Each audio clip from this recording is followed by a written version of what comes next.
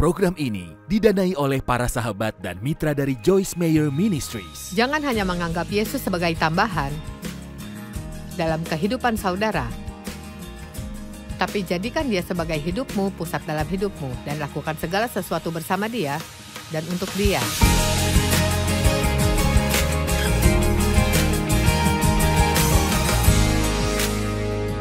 Terima kasih sudah bergabung dalam Menikmati Hidup setiap hari. Saya percaya dengan Yohanes 10 ayat 10 yang berkata, "Pencuri datang hanya untuk mencuri dan membunuh dan membinasakan. Aku datang supaya mereka mempunyai hidup dan mempunyainya dalam segala kelimpahan, sampai penuh dan meluap." Apakah saudara menikmati hidup saudara? Apakah saudara menikmati diri saudara? Apakah saudara menikmati orang di sekitar saudara? Apakah saudara menikmati hubungan dengan Tuhan?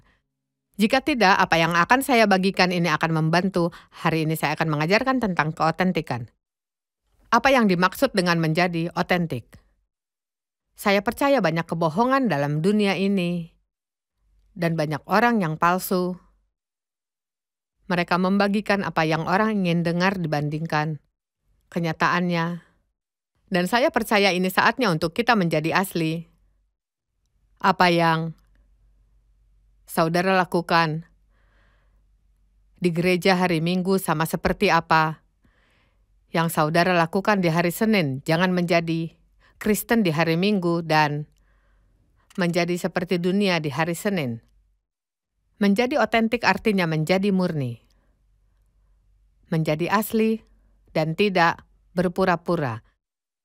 Contohnya, saat orang meminta saudara melakukan sesuatu yang sebenarnya tidak ingin saudara lakukan, apakah saudara mau? Atau saudara berani untuk jujur dengan mereka?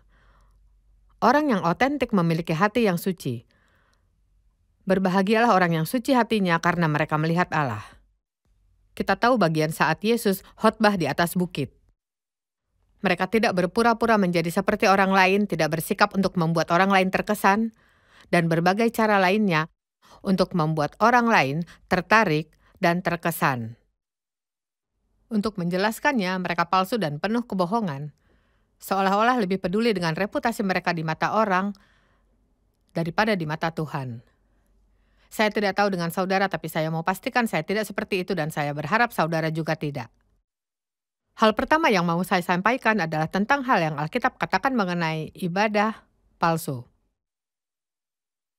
Yesaya 29 ayat 13, dan Tuhan berfirman, "Oleh karena bangsa ini datang mendekat dengan mulutnya dan memuliakan aku dengan bibirnya, padahal hatinya menjauh daripadaku, dan ibadahnya kepadaku hanyalah perintah manusia yang dihafalkan."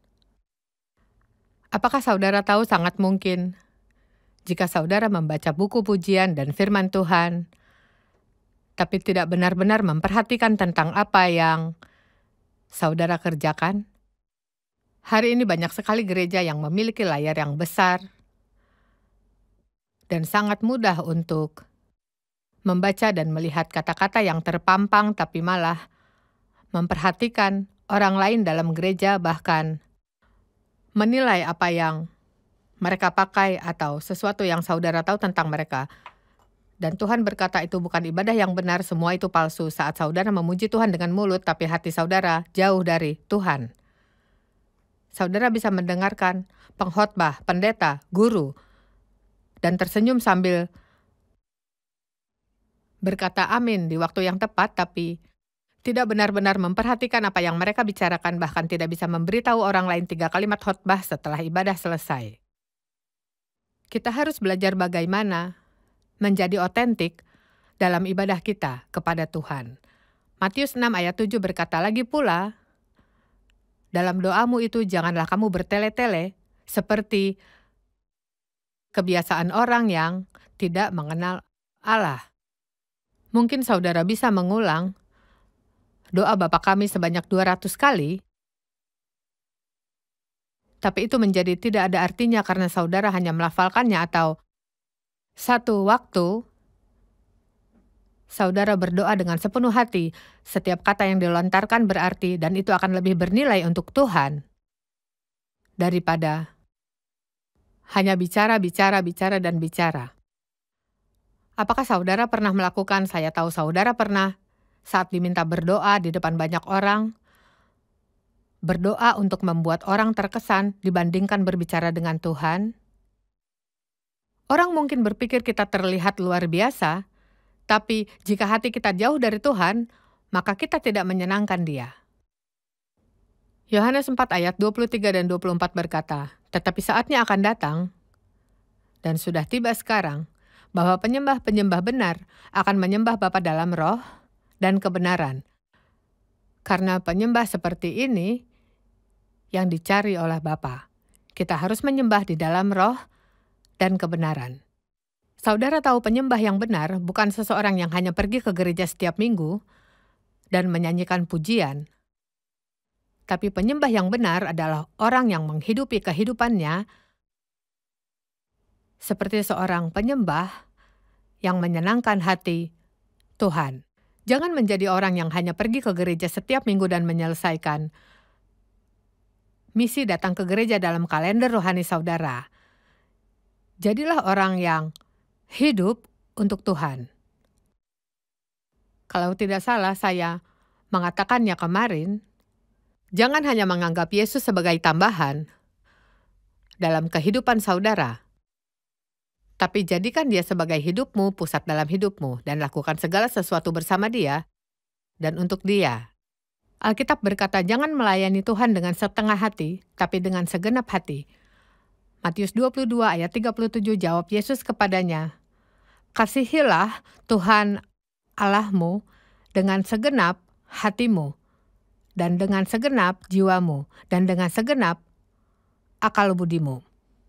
Berikan seluruh hidup saudara untuk Tuhan. Jika saudara memiliki area dalam hidup saudara yang berusaha membuat saudara menjauh dari Tuhan, atau tempat rahasia dalam hati saudara yang saudara tidak berikan pada Tuhan, itu merupakan kebohongan karena Tuhan tahu segala sesuatu tentang saudara. Buka hati saudara, jadilah asli, dan undang Tuhan untuk masuk dalam semua area. Dan biarkan Tuhan tahu jika ada sesuatu dalam hidup saudara yang tidak menyenangkannya untuk berdamai dengan hal itu. Saya beritahu sesuatu, dunia ini merupakan kekacauan. Dan iblis, maksud saya ia datang dan sangat kuat. Dan kita ada dalam masalah besar terlebih dalam hidup yang sekarang. Jika kita tidak belajar menjadi otentik dan asli dan mencintai Tuhan dengan segenap hati, tidak dengan kebohongan. Mazmur 119 ayat 10 berkata, "Dengan segenap hatiku aku mencari Engkau. Janganlah biarkan aku menyimpang dari perintah-perintahmu." Saya suka dengan cara Daud berdoa. "Dengan segenap hatiku aku mencari Engkau, janganlah biarkan aku menyimpang dari perintah-perintahmu." Lihat, dia tahu bahwa ia mungkin saja menyimpang, dan tidak berasumsi kalau itu tidak mungkin terjadi. Ia meminta Tuhan untuk membantu dan meyakinkannya. 1 Tawarikh 28 ayat 9. "Dan engkau, anakku Salomo, kenallah ayahnya ayahmu, dan beribadahlah kepadanya dengan tulus ikhlas dan dengan rela hati." Apakah saudara melayani Tuhan dengan segenap hati? Atau hanya menjadi pelayan di hari Minggu dan menjadi pendosa di hari Senin? Beribadahlah kepadanya dengan tulus ikhlas, sebab Tuhan menyelidiki segala hati dan mengerti segala niat dan keinginan. Jika engkau mencari Dia, maka Ia berkenan ditemui olehmu. Tapi jika engkau meninggalkan Dia, maka Ia akan membuang engkau selamanya. Matius 6 ayat 24 berkata, "Tak seorang pun dapat mengabdi kepada dua tuan, karena jika demikian ia akan membenci yang seorang dan mengasihi yang lain." Dengarkan ini, dikatakan kamu tidak dapat mengabdi kepada Allah dan kepada Mamon. Bukan berarti kamu tidak dapat memiliki Tuhan dan uang. Saya tahu seringkali orang membaca kata-kata firman yang bahkan tidak tertulis. Saudara bisa memiliki kekayaan dan menggunakannya untuk melayani Tuhan. Bukan berarti kamu tidak boleh memiliki kekayaan, tapi kekayaan tidak boleh didahulukan dari Tuhan. Saudara tidak ingin melanggar perintah Tuhan dan katakanlah tidak jujur demi mendapatkan kekayaan. 1 Yohanes 2 ayat 15 berkata, "Janganlah kamu mengasihi dunia dan apa yang ada di dalamnya. Jikalau orang mengasihi dunia, maka kasih akan Bapa tidak ada di dalam orang itu." Bukan berarti saudara tidak boleh menikmati apa yang ada di dunia ini. Tentu saja kita tidak boleh menikmati dosa. Intinya, Tuhan harus menjadi yang pertama.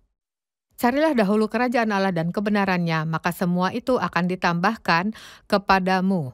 Apakah lebih baik jika mengizinkan Tuhan menambahkan sesuatu seperti yang Dia inginkan daripada Sibuk mencari untuk mendapatkannya sendiri sehingga kita tidak memiliki waktu untuk Tuhan? Carilah dahulu kerajaan Allah dan kebenarannya, maka semua itu akan ditambahkannya kepadamu. Kasihilah Tuhan Allahmu dengan segenap hatimu, segenap jiwamu, dan segenap akal budimu. Banyak orang yang mengingini Yesus untuk terbebas dari neraka, tapi tidak cukup untuk menjadi pemenang. Dan saya percaya itu. Itu seperti membeli sebuah asuransi. Saya pergi ke gereja setiap minggu karena saya tidak ingin membuat masalah dengan Tuhan saat kesudahan tiba. Tidak, saudara harus menempatkan Tuhan sebagai yang terutama. Hendaklah kasih saudara tulus.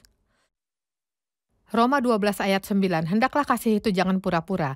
Jauhilah yang jahat dan lakukanlah yang baik. Sejujurnya kita harus membenci apa yang Tuhan benci dan menyukai apa yang Tuhan sukai. Tuhan benci melihat manusia dianiaya. Dia benci kebohongan dan ketidaktulusan. Tuhan benci saat orang menindas orang miskin. Kita harus menyukai apa yang Tuhan suka dan membenci apa yang Ia benci. Menjadi jujur adalah menjadi otentik. 1 Yohanes 3 ayat 18 berkata, anak-anakku, marilah kita mengasihi bukan dengan perkataan atau dengan lidah, tetapi dengan perbuatan dan dalam kebenaran. Sangat mudah untuk berkata, saya cinta kamu. Saya cinta kamu. Tapi di manakah saudara saat orang lain membutuhkan bantuan?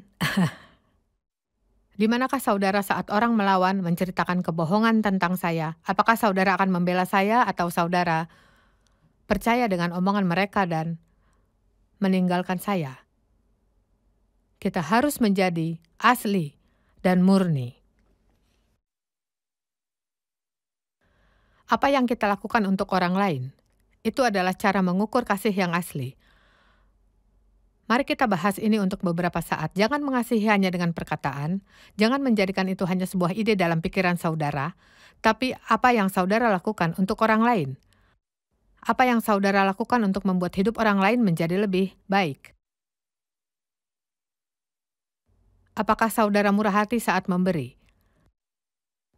Saat saudara membelikan hadiah, apakah saudara membeli sesuatu yang saudara inginkan, hadiah yang bagus? Atau saudara hanya membeli sesuatu untuk memenuhi kewajiban?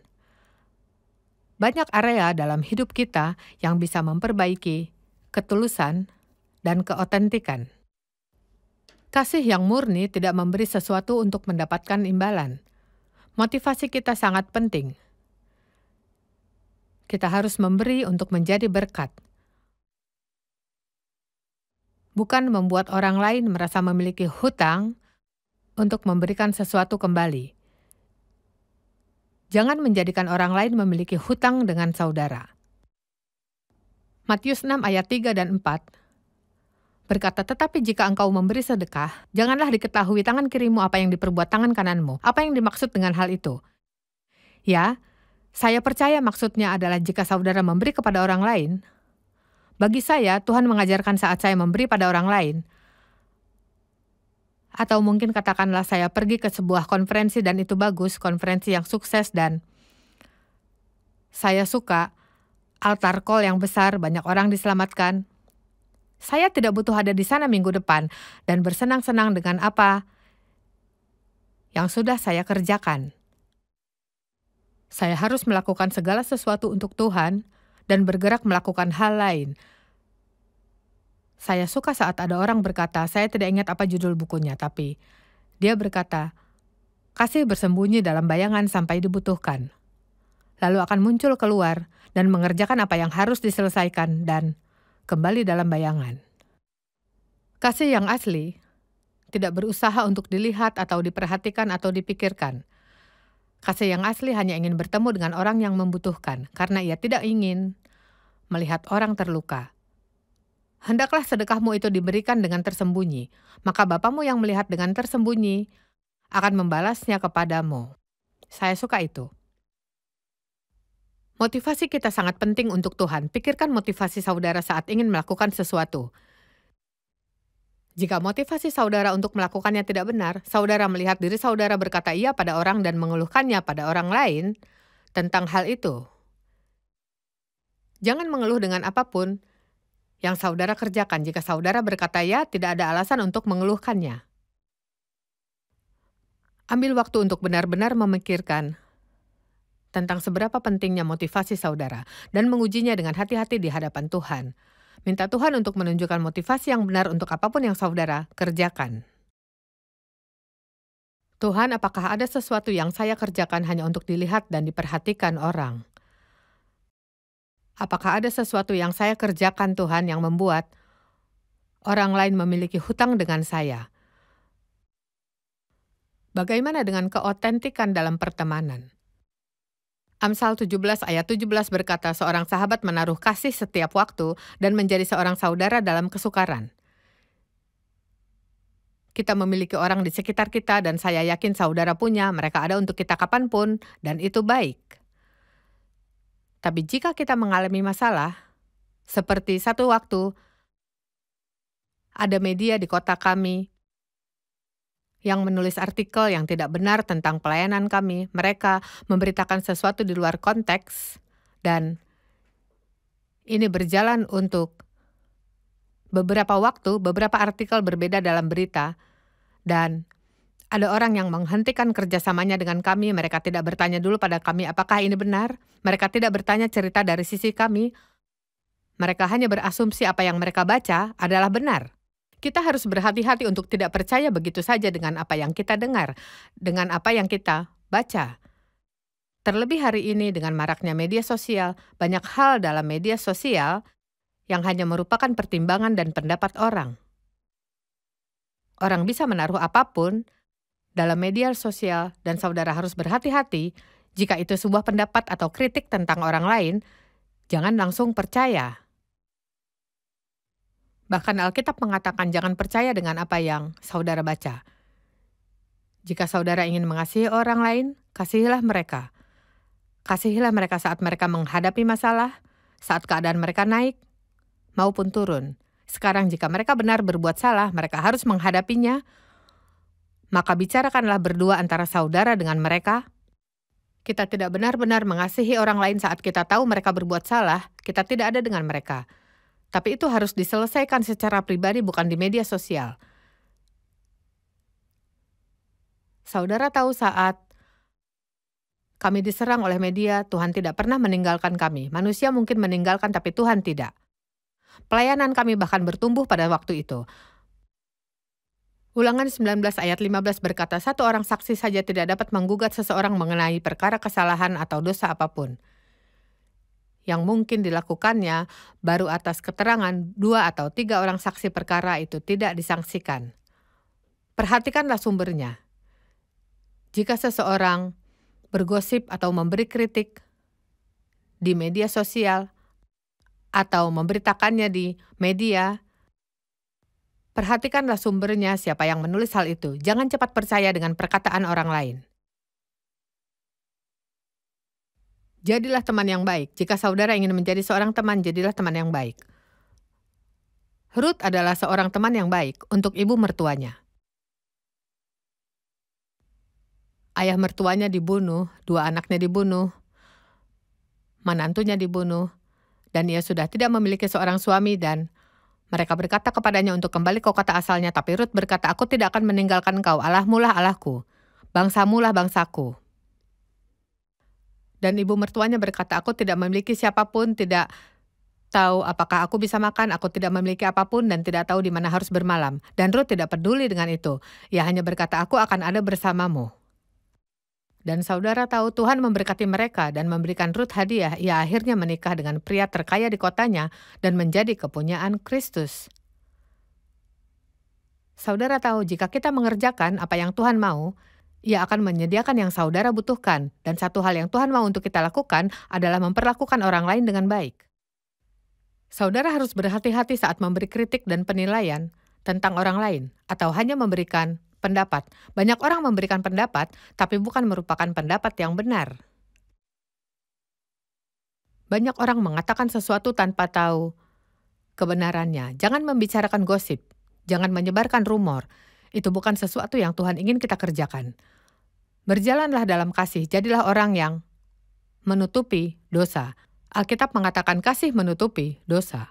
Dan itu bukan berarti saudara tidak berurusan dengan hal itu, tapi itu artinya kita tidak perlu membicarakan apa yang kita tahu tentang orang lain. Hanya karena kita tahu sesuatu yang buruk tentang orang itu, bukan berarti kita harus membicarakannya dengan orang lain. Saya berdoa untuk mereka yang sedang bergumul jika saya harus berhadapan dengan mereka, tapi saya tidak menyebarkan gosip. Ada cerita yang bagus dalam Alkitab tentang Paulus. Dikatakan saat Paulus mulai melakukan sesuatu, banyak orang meninggalkannya. Tapi Tuhan berdiri dengannya. Wow, saya suka cerita ini. Semua orang bisa meninggalkan kita, tapi Tuhan akan berdiri bersama kita. Jika saudara otentik, asli, dan mencintai Tuhan dengan segenap hati, jauhkan kepahitan dan kekesalan dari hati saudara. Alkitab berkata bahwa Paulus berdoa Tuhan tidak akan melakukannya terhadap mereka. Wow, saya pikir ia sedikit marah. Di sini saya melayani mereka bertahun-tahun, bepergian bersama, dan melakukan sesuatu untukmu, berusaha membantumu, dan sekarang, saat saya membutuhkan, kamu meninggalkanku. Kenapa mereka meninggalkannya? Karena mereka tidak ingin berada dalam masalah bersama Paulus. Mereka tidak tahu apakah ia akan dihukum atau dipenjara, jadi mereka tidak ingin menderita. Tapi Tuhan berdiri dengannya. Jika saudara sedang menghadapi sesuatu sekarang dan orang menuduh saudara atau mereka meninggalkan saudara saat dibutuhkan, pandanglah pada Tuhan karena Ia tidak akan meninggalkan saudara. Ia tidak akan membiarkan dan meninggalkan engkau. Lihatlah hidup dan doktrin yang saudara pegang. Bertekunlah, karena jika saudara melakukannya, saudara akan melayani dirimu dan orang lain. Paulus berdoa agar Tuhan tidak melawan mereka. Apakah itu indah? Yesus di atas kayu salib berkata, "Ampunilah mereka karena mereka tidak tahu." Stefanus saat ia dirajam batu berdoa, "Tuhan, ampunilah mereka." Saat orang mengatakan hal yang tidak benar tentang saudara dan menentang saudara lalu menghakimi dan mengkritik saudara, kebanyakan dari mereka tidak sadar bahwa mereka membuka diri untuk musuh. Daripada mementingkan apa yang mereka lakukan pada kita, pikirkan tentang apa yang mereka lakukan untuk diri mereka sendiri. Manusia datang dan melawan kita, menyakiti kita, mereka membuka diri untuk dikuasai musuh. Paulus berdoa Tuhan tidak akan menghukum mereka. Saya pikir itu indah. Ia tahu bahwa mereka sedang merugikan diri sendiri. Saudara tahu Tuhan menghargai kesetiaan dan Tuhan menghargai keotentikan. Elisa adalah teman yang baik untuk Elia dan ia mendapatnya 2 kali lipat.